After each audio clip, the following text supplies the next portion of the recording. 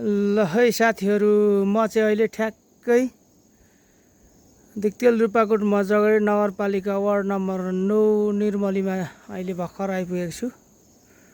यहाँ चाहिँ अहिले यसो भेटघाट कार्यक्रममा हामी आएको छौँ साथीहरू।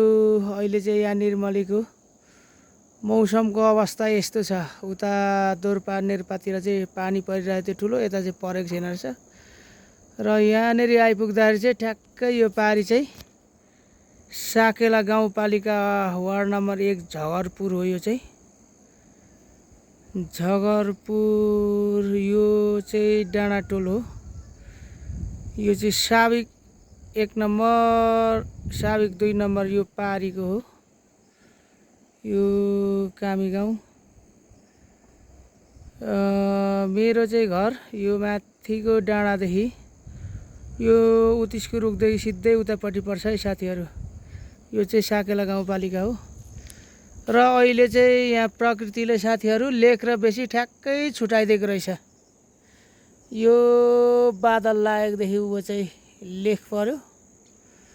यो माथि चाहिँ पर्छ ट्याम्के डाँडाको पुछार हो। यो साब्जु खोला भन्छ यो देखिरहेको। यस्तो छ है साथीहरू, लेख र बेसी छुटाइदियो प्रकृतिले। ल है साथीहरू, यस्तै छ है।